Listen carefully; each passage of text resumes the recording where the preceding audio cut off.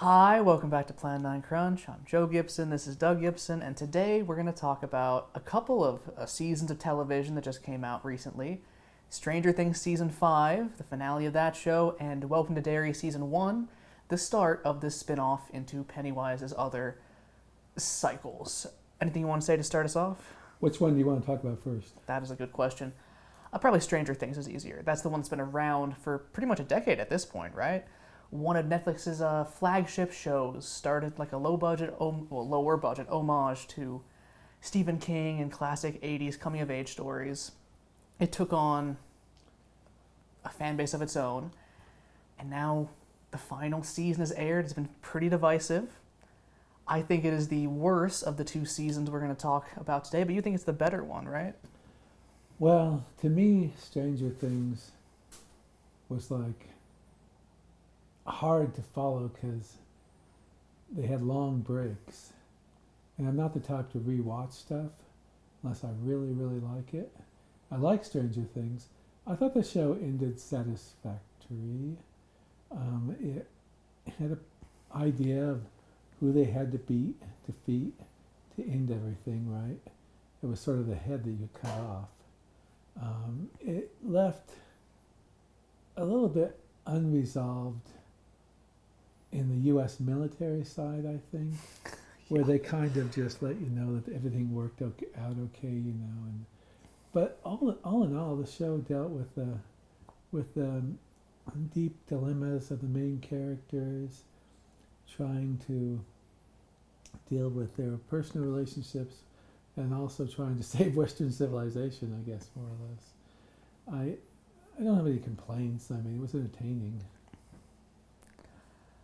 Yeah, Stranger Things, I wouldn't say it kills the show, and you didn't either, to your point, but the gaps between seasons is really a big issue. For one thing, these are supposed to be teenagers graduating high school. They're adults. They're adults. Even Lucas's kid sister, an adult. Yeah. So it's weird to see her in a classroom learning about wormholes. And let's see. Oh, yeah. So I have rewatched some of the show. Not recently, but I used to rewatch seasons 1 and 2 to prepare for seasons 3 and 4. And though I'd remember stuff when it became relevant in season 5, there's still so much stuff you gotta remember, and then you'll forget. And the show even forgets so many things. Paul Reiser's not in this season, despite being a major part of the show before now. Didn't they kill off Matthew Modine then? They killed off Matthew Modine twice. Yeah, Twice, but he's not in the season. They have someone replacing him. Actually, was it Sarah Connor, Linda Hamilton? Yeah, Linda Hamilton played a rather ill-tempered military scientist, didn't she? And what kills me is that the show didn't really want to. They had ideas for her, I'm sure, but they didn't end up bringing those to fruition. But they kept her alive just in case they could. There's a scene where she tries to kill Hopper, and Hopper tries to kill her. They both want to kill each other. He gets her gun, and what does he do? He pistol whips her to knock her out. He could have shot her in the face. Yeah. But he didn't, so she gets to survive longer and capture more people. It doesn't amount to anything, though. How big a spoilers do you want to get into here? Well, we should try to avoid them, just to say that, I mean, we can say that there was a resolution, and there's even an epilogue that's kind of letting you know where they're all going to be, you know, at the end. But we don't have to go into detail. Okay, we can maybe signpost some aspects of this without going too in-depth on things. The season released in 3 parts. There was the part 1 that was the first half of the season, and the next 3 episodes were part 2. That was on Christmas time. Then on New Year's, we got that last episode, which includes an epilogue. That's a very long episode, wasn't it? Originally, when these things were announced, the episodes were much longer, and there's been some reporting that 2 hours worth of content were cut from the thing, but now a documentary is coming out that's indicating maybe that wasn't the case. Wasn't the final episode over 2 hours? I believe so, but when they were initially reported, many of the episodes are going to be over 2 hours. I don't know what happened behind the scenes. I didn't get a chance to watch the documentary yet, but it has some interesting gaffes from the creative team. I found the way they went into the kids' minds and created an idyllic childhood, quote unquote, because it wasn't idyllic, where it was almost like how contemporary culture wants a childhood to be back in the 40s or 50s was kind of interesting. Interesting, but also doesn't really come out of the pre-existing show. I guess No, it doesn't. I It should have came out of clarified this. nowhere. Season 1 takes a lot from, like, I guess E.T., and then also the idea of, like, the kids in Stand By Me or It. Not really a clear, specific influence for the monster, but those kinds of influence for the story. The Season 2 is more of a possession story and has more of the monsters from Season 1, though in, like, adolescent states. Season 3 is about a sort of a body horror kind of thing. And then Season 4 brings in Vecna, as you likely know, and Vecna is basically just Freddy Krueger, but in this show, and they characterized his terror with how he went after Max as like a suicidality plotline, which makes it really interesting that there's 3 characters in this season that want to commit suicide, and none of it's because of him. The point being, Vecna's a different character in this season. Instead of going after these victims through their mental health, he brings them into a fantasy world. Yeah, he does. But he's also a slave to his own past, where he can't get into some areas because he had bad experiences there. Yeah, and that's really all that we should tell you about Vecna right now. But if you want the same kind of story from Season 4, it's just not that. I don't know why that is, but... No, didn't Season 4 happen like in 2006? I'm joking. Okay. 2023, I think, which is still way too long ago. Maybe it was 22. I don't know. These shows seem to have crept up to where I'm now in middle age, when it wasn't that way when it started, for heaven's sake. But that's the thing. There's people that grew up with this show. Technically, I'm on the cusp of that myself, but there's people that are a little bit younger than me that became obsessed with this show, always rewatch it, and they were so attached that they didn't like how the last episode ended. There's a big online movement about, what do they call it, Conformity Gate, that there's going to be a secret next episode that reveals that this fake resolution, real resolution, but they say fake, is just Vecna manipulating everybody. That would be very cheating to the viewers, in my opinion. It'd be a cool way to market a show, but clearly they're not doing that. I say There was a lot that of pretty confidently conflict now. between 2 male protagonists. What were their names again? There's way too many characters. Pretty boy and the steadiest one, who both liked the girl. Oh, okay. So this show has way too many characters. When we say protagonist, we could mean really anyone who leads their own subplot of the things. But you're focusing specifically on the teenagers. Well, I guess they started out teenagers, now they're the young adults. Steve Harrington, the, I guess, jock character, and Jonathan Byers, the, I guess, kind of creep outcast, but since then he's been domesticated. Creep, but he's an outcast. Kind of an anti-person. What's the girl's name again? Nancy. Nancy. That seems to be a constant throughout the entire 5 years at least. There was a love triangle initially with those 3, and I guess in Season 4 reignited the love triangle. Season 5 resolves the away, love right? triangle in a weird kind of a way. Yeah. And I was weirded out that, was her name Max? Max. Was like in a coma, but then they worked that in pretty well. Well, but that's also the thing about the continuity from last season, which, again, we shouldn't have to remember this stuff, but someone has to. The showrunners didn't. She should be blind. Yeah, maybe, yeah. She survived a Vecna attack like Vecna's older paternal influence that left him blind. Anyway, there's so many characters. There's also the kids that we started with. Now they're teenagers, and then that's... Max came into the group in Season 2. There's also Eleven, who has the powers. There's Mike. There's Will, Lucas, and Dustin. Do they have as much to do this season? Dustin's alienation in this really was a surprise to me. All right, I didn't follow 4 or 3 enough. All right. I think it makes enough sense coming off of 4.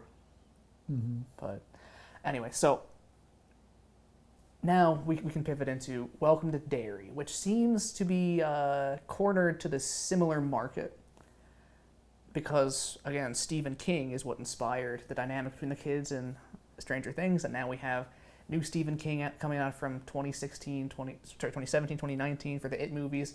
From that same creative team comes Welcome to Derry.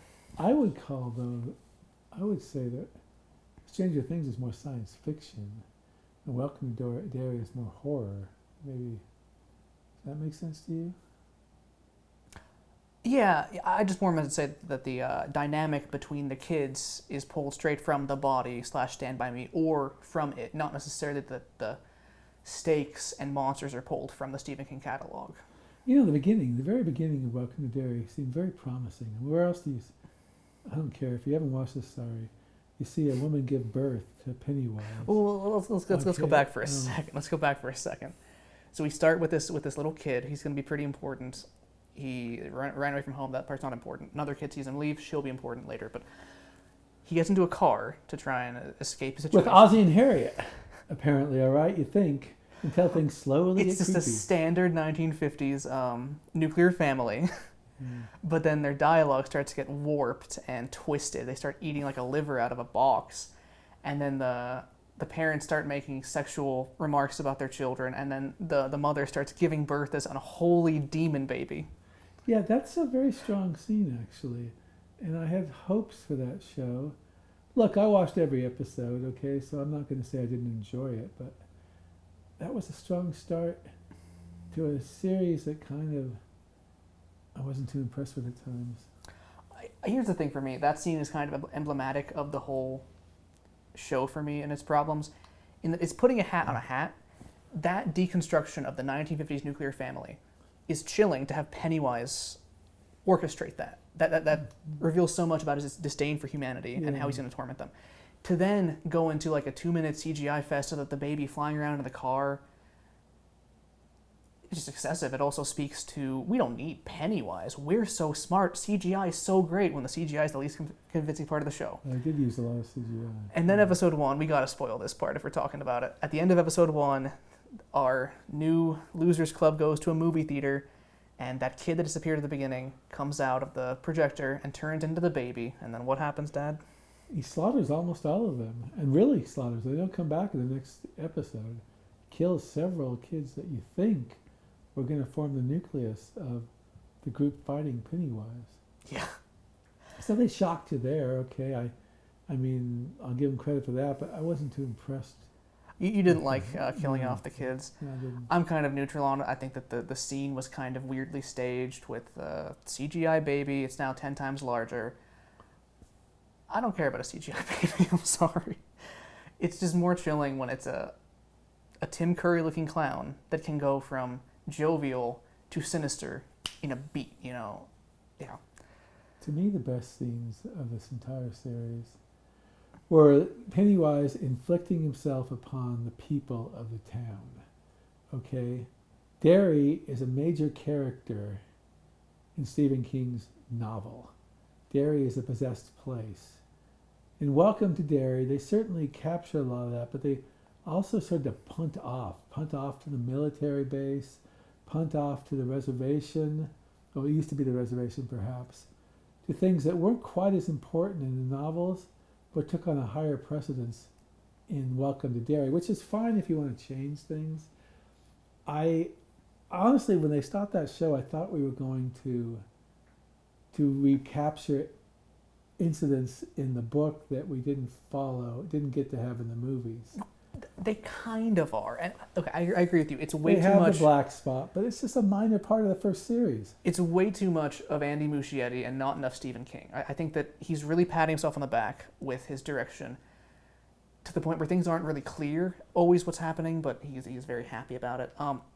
Yeah, the black spot, the Bradley gang, those will ostensibly be major set pieces in these seasons, but we're going to focus a lot more on the story that unfolds with Pennywise in this show, which we'll get to when we talk about the end of the thing. Yeah. But, yeah, sorry. No, go on. You need to. Episode 2 has another birth moment. I guess Pennywise at this time was really obsessed with the idea of birthing things, because he literally rebirths Veronica Grogan. If you recognize that name, she's supposed to die. I won't say whether or not she does, but... Well, minor characters' names are strewn along in this show. We have major characters. Mike, but his dad is not a farmer.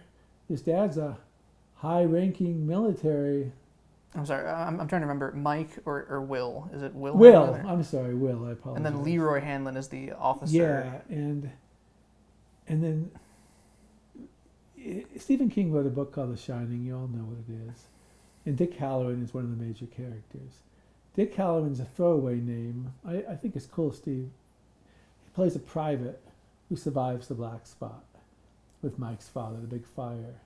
They turned Halloran into a secret weapon for the military, also an officer. He's using his shining to probe people's minds. It's just, I'm not saying the actor didn't do a good job. He did a great job. Yeah, or the acting or the story isn't great. It's just, if you're looking to what Stephen King wrote to be transferred onto Welcome to Derry, no.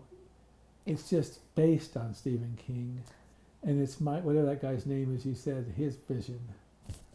Andy Muschietti, the director, and Barbara Muschietti, I think, is his wife. They're working as producers and directors. Even the Pennywise origin is strange.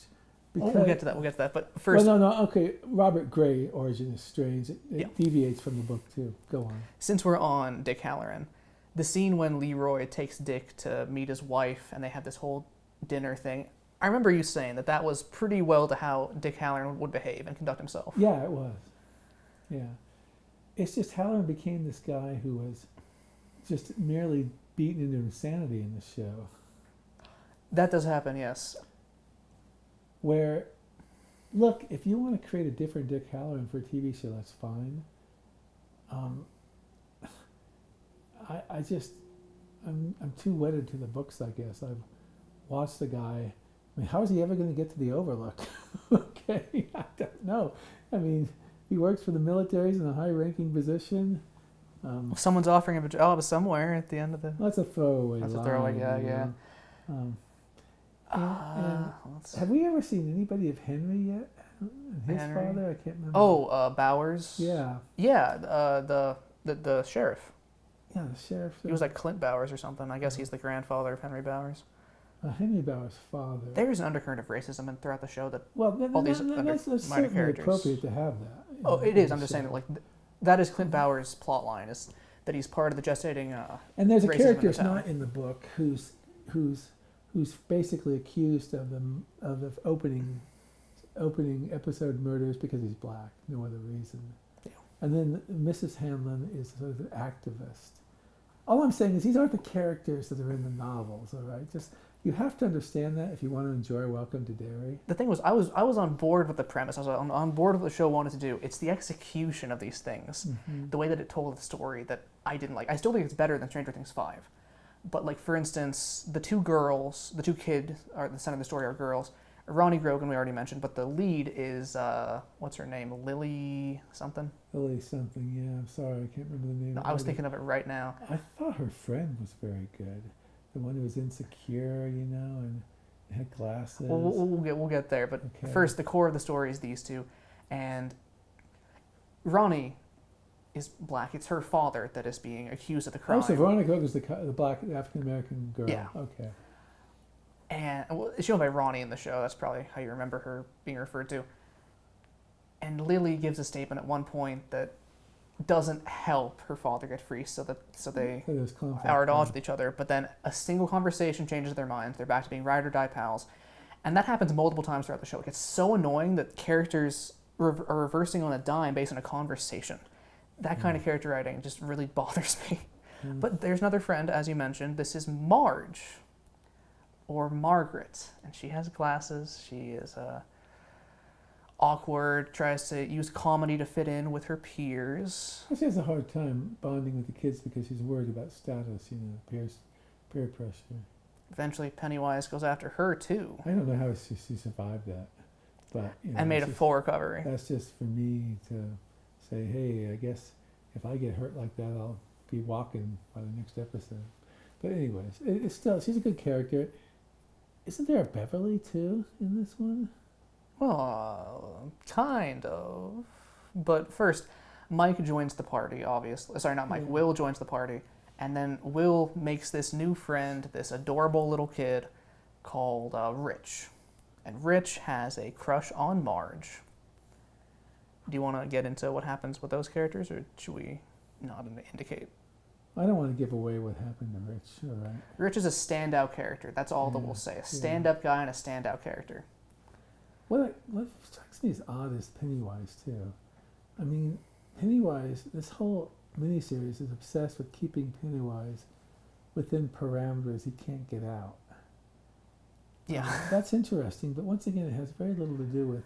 Well, they retcon in this backstory about how he fell to Earth enclosed in a meteorite, and some Native Americans took the meteorite shafts and buried them in the ground, and that's why he's located in Derry. It's not a choice. It's not just where he landed. He's killing people. He enjoys going out and killing people there. Yeah. You know, so I mean, it's not that it's not compelling. It's not that it's not interesting. It's just weird, and also the turtle. There's so many references to the turtle. I was holding out hope for yet him. They don't do anything with it. Now, the turtle's a major character in the book. He's sort of a passive character, but he has something to do with the creation and stuff like that. And he's not in any of the film adaptations, but they constantly put a turtle, some kind of symbol, in this miniseries. Constantly. Yeah, I don't know what we're going to do with it. Hopefully we get a big CGI battle of Pennywise in his bird form versus the turtle. That'd be kind of cool, I think. Because it's like they take all the elements, many of the elements in the novel. I mean, we're in the what's it called, the piping system, of the town. The old house on Nebold Street. Yeah, Nebold the black Street spots in the show. The black spots there, and they don't. But they don't follow the way the book does. In most regards. Actually, to that point, the black spot is a neat stimulus to analyze for that, because some of the shots are directly ripped from Sinners, from the juke joint in Sinners. Yeah. And that's an important cultural reference now, but it's not Stephen King's book. Now, did they have any of the stuff where the kids float up in the Welcome to Derry, like they do in the movies? I'm thinking. Yes, in the final episode when the deadlights are brought in. Yeah, I mean, this floating thing strikes me as really odd. He's a spider. He puts you in a web. At least that's what the miniseries has. The original 90s miniseries. Yeah, but it is hard to make an impressive spider, I guess. This is a scary show. It's at times. There's also a level of despair every episode. Like they can't possibly overcome this adversary in Pennywise, that they're going to fail, that he can attack them anytime he wants. Personally, they have to go to the Native Americans to find out a secret of beating him, essentially, and also to Halloran. I just thought the idea of pinning Pennywise in was a little bit odd. Yeah. Yeah. Especially when we take into account what the military wants to do, which I'm not going to spoil it, but it is the dumbest plan I have ever seen from the military in any story, what they want to do with Pennywise. Cold War tomfoolery, isn't it? The absolute dumbest thing. I have seen satire series that use that motivation as a joke. Also, what's the name of the mental hospital again? I know it, but I can't remember. Crap, I'm thinking of... Don't worry about it. That is in the book, and there's a scene where he escapes from it. Where Henry Bowers escapes. But it's played into much greater detail in Welcome to Derry. They're tossing Lily in there every other episode, it seems like, for a while. And there's some scenes that, while they have nothing to do with the book, can be pretty chilling. Like one in a supermarket, right? Early the CGI took me out of it, but yeah, there's good build up to the scare. Yeah, but Pennywise seems more scattershot in this thing. He's just popping up over here, popping up over here, popping up over there. The series mentions what it's like to live as a being from a higher universe as Pennywise, where time works a little bit differently. I'm not going to spoil what that exactly means in the show, but it does somewhat explore that he's different than we are on a cognition scale. Yeah. He doesn't show up till episode 4 or 5 in full, though, right? Yeah, he does. 5. There is a mantra or theme in the book that these kids bond together because no adults are capable of helping them, okay? And they don't follow that in Welcome to Derry. They are kids bonding together, but they have adults who are trying to help them. That is a key difference between the movies, books, and Welcome to Derry. See, the book was every kid's fear, of being so unimportant and not going to take heed of what you're doing and knowing something horrible is there. Yeah. And having to band together to fight it. You don't have that in Welcome to Derry. So, I mean, look, we enjoyed the show. I'll watch it again, but I'm wondering to see if they'll get a little better. And they don't have to care what I think, but if it will be for me personally, a more satisfying show. For me, it's just you got to tighten up the CGI. Less is more, and make sure it looks good, actually. But more importantly, tighten up the dialogue scenes, the ways the characters interact with each other, and keep giving Bill Skarsgård stuff to do, because I didn't mention this, but his performance, particularly in episodes 6 and 7, I think really elevated his portrayal of Pennywise to almost being on the level of Tim Curry's. Yeah. They're pretty close now, I think. Yeah, that is true. I also would like them to take these particular passages in the books and make them more prominent in the series. Like, I mean, I know the back spot was set up and it happened, but it seemed like just one thing among many other things. Not even the climax of the show. Yeah, it just ripped some scenes from Sinners. Yeah. Yeah. Yeah. So, but there are creepy scenes. They introduced that woman who was the daughter of Mr. Gray, Robert Gray. Yeah, they sure do. I don't want to give anything away. Did you want to talk about Gray or anything? Well, in the popular discourse I've seen surrounding the show, a lot of people were confused until the show clarified, because I guess the movies put more emphasis on Bob Gray than they maybe should have. And some people thought that Bob Gray was in fact fully absorbed by Pennywise and not just killed and adopted by the persona of. And well, the thing is, Bob Gray to me in the book is nobody. He's just a name Pennywise took. All right, but they give him a backstory. I don't think you even need to have make Bob him Gray a for this. sympathetic character until he's overwhelmed. In the miniseries, they have some fun with Mrs. Curse. I don't want to go into details, but don't they in this one also? They cast the most youthful-looking 60-year-old. Mrs. Curse is a creepy character, both in the book and both movies. But we do see a bit more of a human facet to her here. Yeah. Particularly because in the book and the miniseries, it's not really Mrs. Curse. That's also something a lot of people get hung up on. It's just Pennywise impersonating her to scare Beverly. Yeah, exactly. And they're bringing personalities into things that were just monsters in the books. But sometimes it's interesting. So do you have any comments you want to make now? Any comment? The show is set in like 60-something. Yeah, which causes problems because you have to change what the time frames were in originally in the book and things like that. Yeah. I did like the scenes of the carnival.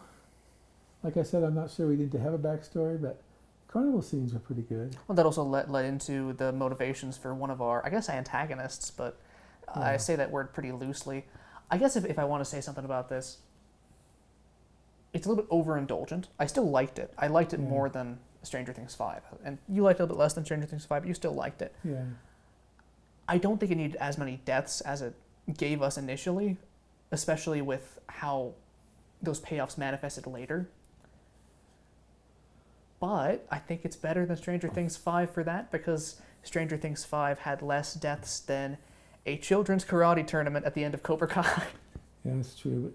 But also, the problem with the deaths in the opening episode is I don't know if we were fully committed to those kids yet. All right. We needed more time with them, yeah. Where you liked them.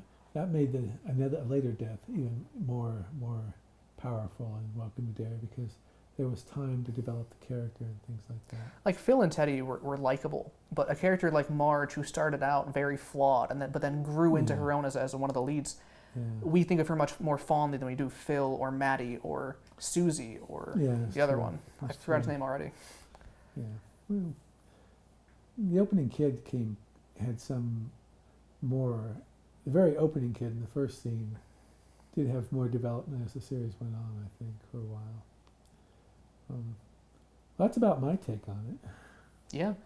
I haven't thought about this much before. I don't know if you have. If you could give a score out of 4 or out of 10, I think you prefer the 4 scale. What would you give each of these seasons? Well, I would give a 3 to Stranger Things. I could give a 3 to Derry, maybe a 2.75 or something. Okay. Derry is probably something I'm more likely to watch again than Stranger Things, though. So that's weird, isn't it? Well, Stranger Things has ended. That's concluded. Welcome to Derry is going to come back, and we might need to rewatch it to understand the season 2 and season 3. Yeah. I wish it had more of the yeah. adults, even more of the adults being corrupted, not threatening but unable to help. Yeah. I don't like adults being really fully involved in trying to save the kids. But that's just me because I'm used to the books. So. For what it's worth, it's really only a couple of adults for the most part, then a couple more join in later. Yeah. Maybe if one of those ones had died, then it would have helped with that. I guess for my own part, I prefer like a 10 scale. I'm kind of thinking that the flaws and boons balance each other out for Welcome to Derry, so I'd take it like a 5 out of 10, and Stranger Things anywhere between a 2 and a 4. I'm not really sold on a specific spot yet. Didn't they had Paul Bunyan in Welcome to Derry, didn't they? Yeah, but to foreshadow the scene later with Richie and It Part 2. So like I said, it's like they grab a lot of the It world. Whether they're telling the same story in the same style is up to debate. We'd still recommend watching them, probably. Yeah, watch them. Netflix for Stranger Things and HBO Max for Welcome to Derry. That might change, though, with the whole merger that is in the process of happening. Yes. Everything might be on Netflix or Disney Plus one day. And what if those two merge? Anyway. I'm all spoke out. Yeah, thank you all for watching. You can follow us on YouTube here, TikTok, our conventional blog, even a Facebook page where we post things from all those areas. Thank you all for watching, and that's a wrap.